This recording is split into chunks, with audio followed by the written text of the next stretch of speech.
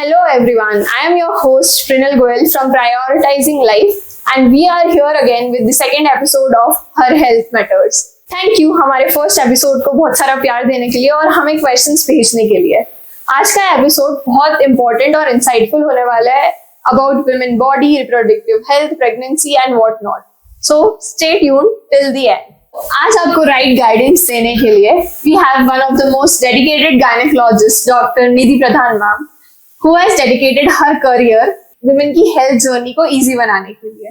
It's our pleasure to have you here, ma'am. Thank you for joining us. Thank you for inviting me here. Okay, ma'am, हम आपकी journey जानना चाहेंगे। आपका कितने साल का experience है? Why you decided to become gynecologist? और नीमच ही क्यों? Because बाहर cities में और भी opportunity मिल सकती है। But why are you helping women in Neemuch for their health journey? See, I passed out in 2008 and medicine was my first love. Gynec choose किया after like internship में because I felt कि जो दूसरी fields हैं उसमें बीमारियों को treat किया जाता है, but इसमें हम लोग एक women की जो एक खास crucial stage है उसमें we get associated and that जो bond बनता है patient और doctor का, that is not seen in any other field. हम जो आप अपना सर्विसेज देते हैं that is commendable women health care में। हाँ, जो एक फ्रेंडशिप जैसा जो बन जाता है ना, पेशेंट का ट्रस्ट जो आ जाता है, इतने 9 months की उसकी जो जर्नी रहती है, जो उसका डिलीवरी का टाइम जो इतना क्रूशल रहता है, उसमें हम लोग जो उसको सपोर्ट करते हैं, so you will never forget your obstetrician, the one who delivers your baby, you will never forget that doctor. तो वो एक बहुत बड़ा ट्रस्ट है, तो उसके लिए we have to put in effort also. Okay, तो हमारे फर्स्ट एपिसोड से हमको काफी सारे क्वेश्चंस आए थे विमेन हेल्थ केयर के बारे में। उसमें एक सबसे ज्यादा कॉमन क्वेश्चन ये था कि क्या 30s के बाद प्रेगनेंसी सेफ है? देखो, आजकल करियर के कारण काफी लोग पोस्टपोन करते हैं, फर्टिलिटी थोड़ा डिक्लाइन तो होना शुरू हो जाती है। The best time to have baby is in your 20s, 25 and ideally you should finish your family before 30। But अगर आप प्लान कर रहे हो then you should be aware कि उसके क्या कॉन्सिक्वेंसेस हो सकते हैं। Additional test have to be done and supplements वगैरह, then you have to get associated with a doctor, take consultation. उसमें additional tests में क्या क्या रहता है? Like if you are above 30 तो सारे scans compulsory हो जाते हैं, NT scan, dual marker और target scan. You might take some more time to conceive also. Okay. आजकल autism भी काफी common है, like 1 in every 10 child is autistic.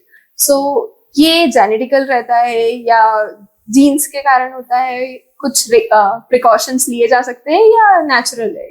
को ऑटिज्म ना बर्थ हाइपोक्सिया के कारण होता है ज्यादातर। If during the delivery stage अगर बच्चे के ब्रेन को ऑक्सीजन कम मिल गया ना, तो उस टाइम पे ब्रेन डैमेज कैन हैपन। एक मिथ मैंने इसके लिए ये भी सुनी थी कि प्रेगनेंसी के ड्यूरिंग अल्कोहल कंज्यूम करने से भी ऑटिज्म होता है। Alcohol is contraindicated in pregnancy. वही है, आपको अगर प्लान करना है तो you have to leave all these things and you have to start your prenatal vitamins. Better है कि प्रीनेटल काउंसलिंग आप करवा लें। आप पेरेंट्स के लिए क्या बेस्ट एज रहती है, like when they are planning baby? और ideally it should be 25 to 30। But अगर आप नहीं कर पा रहे हो उस टाइम पे, if you're not financially like stable at that time, then if you plan, it's okay, it's your choice, it's not anything harmful, but हाँ, you have to take more precautions. Okay.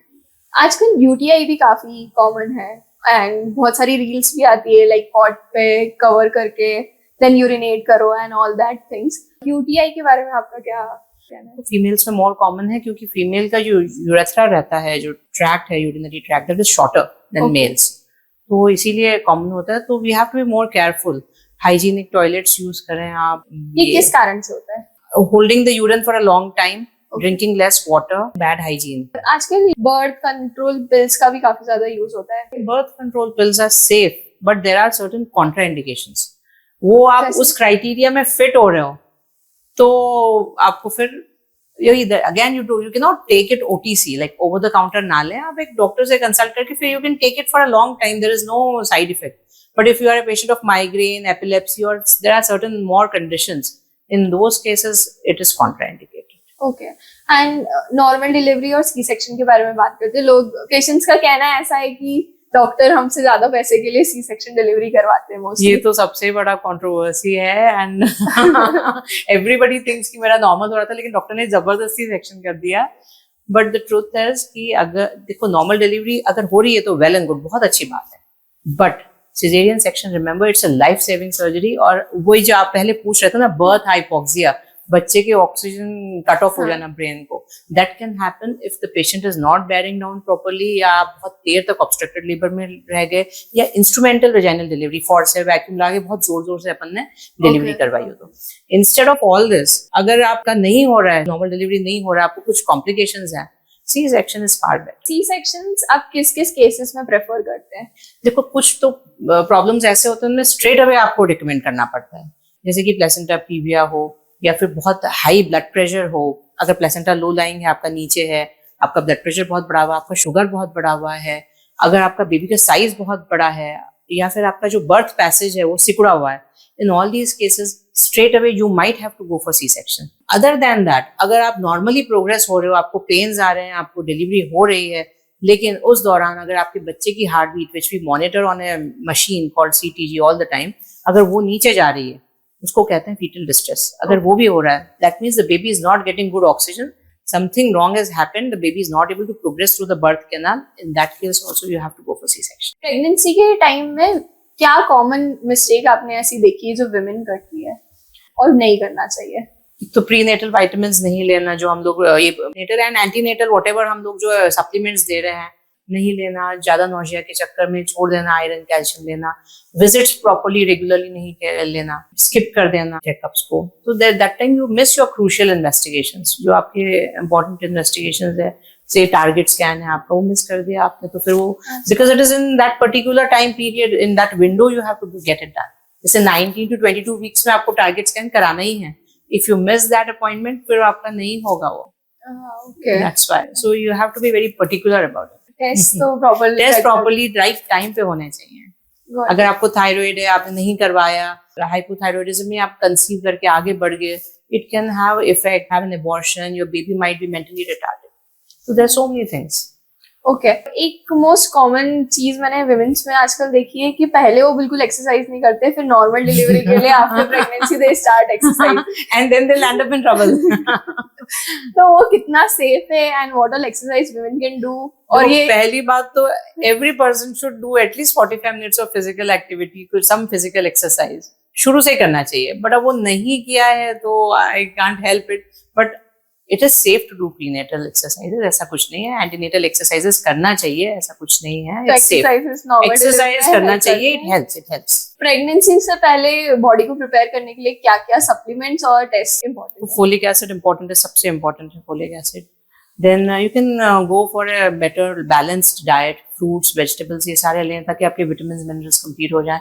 Physical activity as we said कि कुछ ना कुछ exercise आप करते रहें कि ideal body weight, आपका BMI जो है वो सही रहे, otherwise you land up with sugar or BP during the pregnancy period, then you become a high risk pregnancy. यही सारी चीजें, स्ट्रेस कम रखें, it helps in conceiving faster. और स्मोकिंग, अल्कोहल वगैरह आप करते हो तो that you have to completely stop because it's very harmful for the baby. आजकल IVF, surrogacy एंड ये भी बहुत कॉमन हो गया है, इनफर्टिलिटी प्रॉब्लम बहुत सारी है, तो ये कितना सेफ होता है वुमेन हेल्थ के लिए, IVF and surrogacy? If you are not able to conceive, there is nothing wrong in going for a test tube baby. And it's safe only. There are definitely कुछ side effects हो सकते हैं rare cases में, but it is definitely safe. There's nothing wrong with that. Ethically or medically, there's nothing wrong with that.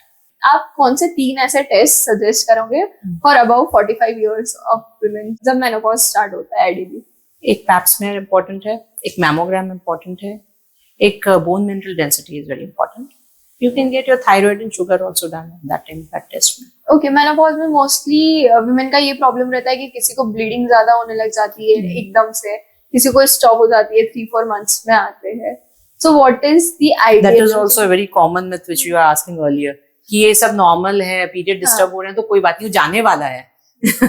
हाँ वही, जरूरी नहीं है कि there might be some pathology also. आपको फाइब्रॉइड हो सकता है, आपको एंडोमेट्रियोसिस हो सकता है। कई लोग 40 से लेकर 50 तक पूरा time they are putting up with this problem because they think it's normal, वो पीरियड जाने वाला है इसीलिए, और वो एनीमिया हो जाता है उनको, इतना वो इतने कमजोर हो जाते हैं, ये मैंने बहुत common and they ignore things, और वो पैथोलॉजी बढ़ जाती है। अगर आपका फाइब्रॉइड छोटा है, like I remember a lady who came to me with heavy bleeding, मैंने उसको बोला आपको फाइब्रॉइड है, आपको सर्जरी की जरूरत है, but she was not willing for that. 1 साल बाद शी केम बैक, फाइब्रॉइड का साइज मतलब 2 सेंटीमीटर के अराउंड होगा तो 6 सेंटीमीटर हो गया था, एनीमिक हो गई, उसको ब्लड चढ़ाया, जो लैप्रोस्कोपी से होने वाली थी सर्जरी वो ओपन सर्जरी हुई।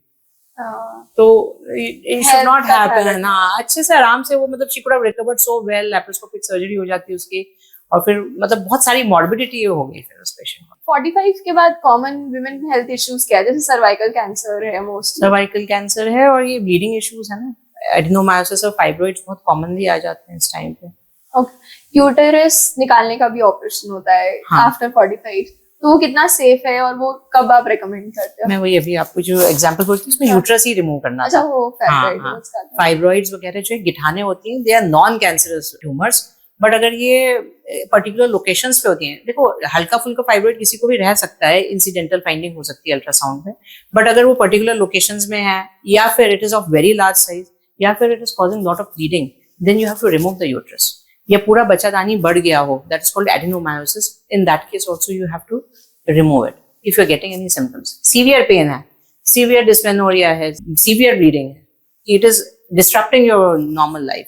In that case you have to go for hysterectomy, which is removal of uterus. Periods में आजकल women का menstrual cycle काफी जल्दी start हो जाता है, around 9 years 10 years के around it starts these days, जबकि पहले 12 years और उससे पहले 14 years 15 years में होता था, but it's like girls are getting periods very early nowadays. Is it normal? Because of lifestyle, exposure of children, food habits, और ये अपन जो प्लास्टिक बॉटल्स और प्लास्टिक कंटेनर्स में फूड खाते हैं उसके कारण माइक्रोप्लास्टिक अपने अंदर जा रहा है, फर्टिलाइजर्स जो अपने फूड में मिक्स हैं केमिकल्स, उसके कारण ऑल दिस इज हैपनिंग।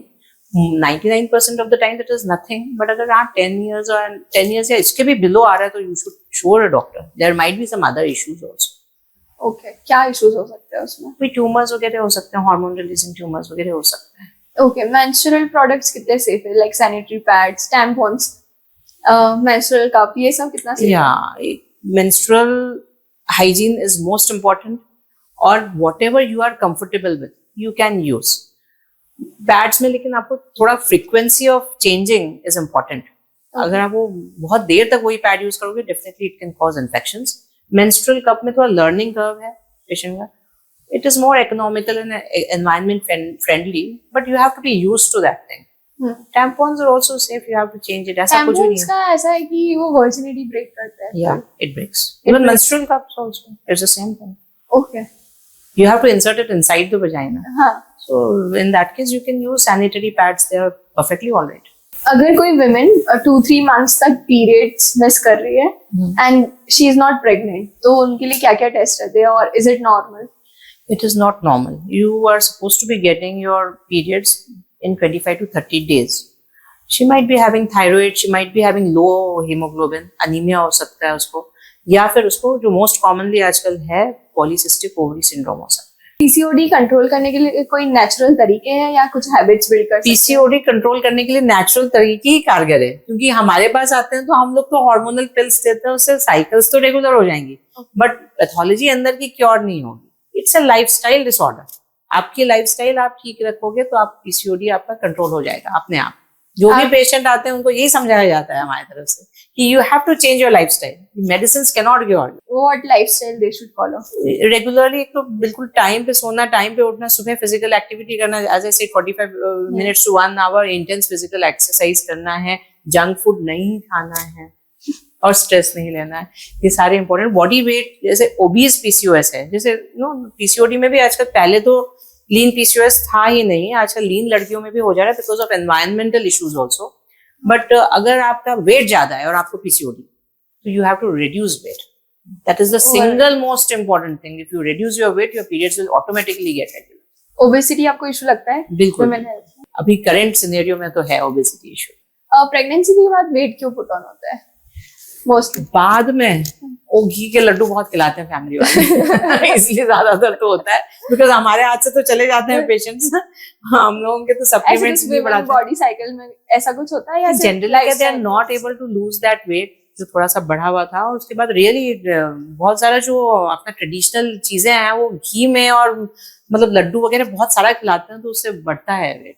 अगर आप यहाँ के गाँव के लोगों को देखोगे ना, MP के, उनका वेट नहीं बढ़ता है, वो लोग बहुत स्ट्रिक्टली सिर्फ दलिया और थोड़ा सा अजवाइन खाते हैं, तो they shrink back to their normal level. But ये जो प्रॉब्लम है अपने सिटी वाली लेडीज का है, उनको बहुत सारे लड्डू वड्डू बहुत दिन तक खिलाते हैं, बहुत सारा घी खिलाते हैं, तो वजन बढ़ता है। And then no physical activity later on, मतलब बच्चा रहता है तो आप जिम वगैरह हेल्थ क्लब नहीं जा पाते हैं, छोटा बच्चा है उसको बेबी सिट करने का प्रॉब्लम रहता है। तो that you start paying more attention to your child rather than yourself, तो all these things happen, so उसका weight वो वापस normal नहीं हो पाता है। अच्छा, okay.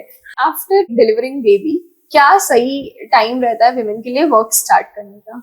मोस्टली बोलते हैं कि लाइट वर्क तो देखो 1.5-2 महीने बाद भी, इफ नॉर्मल डिलीवरी है तो यू कैन स्टार्ट ना, और सिजेरियन में भी 2-3 मंथ्स के बाद you can become perfectly active.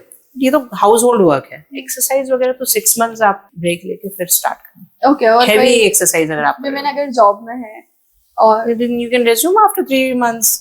3 months, and definitely 3 months is more than enough. कोई विमेन बहुत करियर ओरिएंटेड है and they want to start within a week, तो वो उसकी हेल्थ को अफेक्ट करेगा? देखिए प्योर पेरिंग जो स्टेज है ना, मतलब जो पोस्ट पार्टम रिकवरी वाला है, वो तो 42 days तो रहता है। that ideally you should take a break that time at least, so that वो जो यूट्रस बड़ा हो गया, वो छोटा हो रहा है, आपका जो भी रुक गया है, और आप थोड़ा सा एनर्जी आप वापस ला सकते हो। 42 days तो I think you deserve a break. C section में कुछ इंजेक्शन लगता है बैकबोन पे। हाँ, ये भी एक बहुत बड़ा मिथ है कि हमारे को तब से बैक एक हो रहा है क्योंकि हमारे को वो सुई लगाया था डॉक्टर ने पीठ में। ये मैंने काफी सारे विमेन से सुना है कि वो उसका सुई हमारे पूरे लाइफ टाइम हमारा बैक एक हो रहा है। इंजेक्शन तो ये क्या नहीं, इट इज टोटली मिसकंसेप्शन, ऐसा कुछ भी नहीं है। अभी हमारे भी नॉर्मल डिलीवरी भी, I also suffered a lot of backache without any सुई in my back, without any needle inserted in my back. Actually क्या है कि वो पोस्चर बहुत टाइम तक अपना चेंज होता है, एक तरफ वेट बढ़ता है तो बैक पे प्रेशर आता है एंड वो बैक थोड़ी सी वीक हो जाती है। तो after every delivery, whether it is normal delivery और सिजेरियन सेक्शन, आपको बैक एक तो आता है। ये मैंने काफी सारे विमेन से सुना है कि हमको वो इंजेक्शन ही पेन करता है। हाँ, वो सभी लोग वही कहते हैं, मतलब they don't resent the surgery but they resent that spinal needle. उनको लगता है कि उससे मेरा बैक एक शुरू हो गया और वो खत्म नहीं हो रहा है। बैक एक एक्चुअली आ जाता है क्योंकि थोड़ा सा डिस्क पे प्रेशर पड़ता है ड्यूरिंग पूरा 9 months।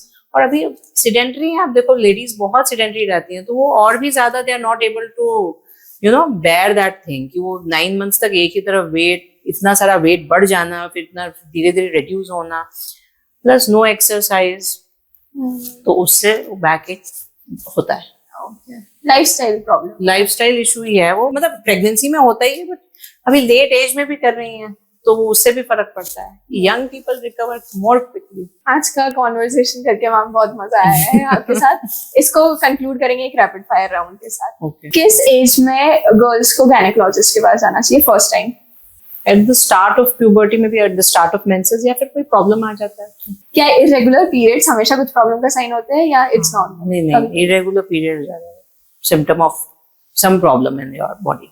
हाँ, एक और मिथ ये है कि पीरियड्स में एक्सरसाइज नहीं करना चाहिए या साइकिलिंग या कुछ वर्क नहीं करना चाहिए। पीरियड्स में यू कैन डू डिपेंडिंग, अगर आपका बहुत हैवी फ्लो वगैरह नहीं है, you are feeling alright, you can exercise, there is no problem. Hormonal balance के लिए एक super food?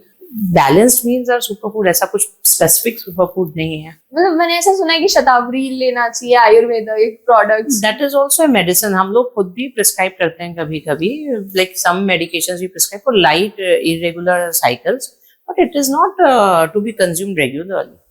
It is a medicine. It's not just like supplement नहीं है, वो एक medicine है, आयुर्वेदिक medicine है। That is the only difference. So you cannot take it casually ऐसे। अभी काफी सारे आयुर्वेदिक प्रोडक्ट ट्रेंड में, लाइक मोरिंगा पाउडर, शतावरी, ऐसा ही सेट। हाँ, मोरिंगा पाउडर तो ले सकते हो, वो हाँ they help in regularising cycles, that is true. Ashwagandha है ये, और आपका शतावरी, मोरिंगा, ये सब रेगुलराइज तो करते हैं, but without consulting an Ayurvedic person may be you should not take it, specially shatavari, क्योंकि वो तो मेडिसिनल प्रोडक्ट्स में आता है। It comes in the category of medicine. एक हैबिट जो वुमेन को फॉलो करनी चाहिए daily? Daily exercise is most important. एक फाइनल यंग गर्ल्स के लिए मैसेज, मतलब वुमेन हेल्थ के ऊपर एक मैसेज जो आप हमारे ऑडियंस को देना चाहोगे? वुमेन जनरली सोचती हैं कि वो बहुत सैक्रिफाइस कर रही हैं अपने आप पे ध्यान ना देके, but I am telling you it is a big risk they are taking, क्योंकि वो अगर हेल्दी रहेंगी तो उनकी फैमिली हेल्दी रहेगी। So first take care of yourself and then take care of others also. Thank you so much, ma'am, for joining us today. Thank you for inviting me.